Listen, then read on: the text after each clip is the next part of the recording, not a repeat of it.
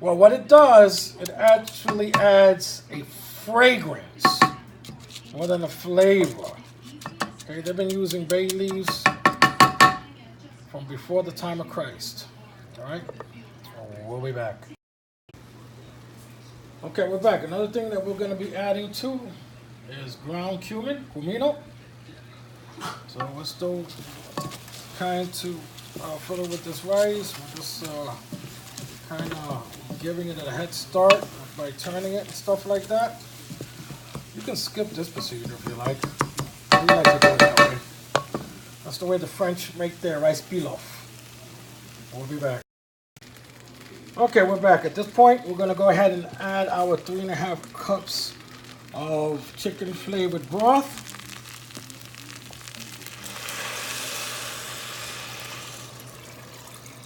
I'm going to hold back on a little water there. Okay, because remember, when you open the cans of black beans, it has some rich juice in there too. Okay, so you don't want the rice to come out sticky. All right, so we'll be back.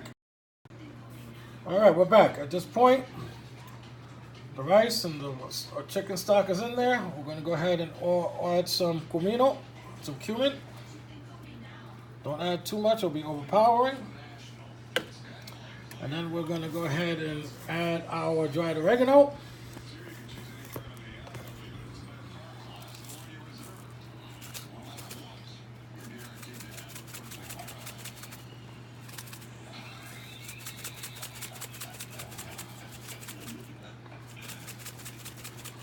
That's going to add a lot of flavor to it. All right, come on. It's coming out well. All right. Take your trusted wooden spoon. Mix it all up. Next, we're going to be adding the black beans, which I have over here behind me. I opened it and I put it somewhere. Oh, right next to me. Yeah.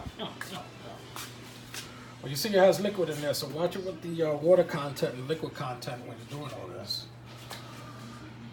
There you go. Adding 1 can of that. Stir it up. Actually, if you want your rice really, really dark, in your local Spanish store, they have like this black food dye you can add to it. But we really don't need that, do we? All right. So what we're gonna do is let that come up to temp, and we'll be back. Okay. All right, we're back. I'm ready for most of this water to absorb. Then we're gonna go ahead and cover it, and leave it covered for about 10 to 12 minutes, and we'll check it. Okay. So don't go anywhere. We'll be back. All right, we're back. Look, I just turned it, looking good. I just turned it once. It still needs a couple of minutes, but it's smelling incredible. We'll get back to you. Bye. Okay, we're back. And a little extra surprise.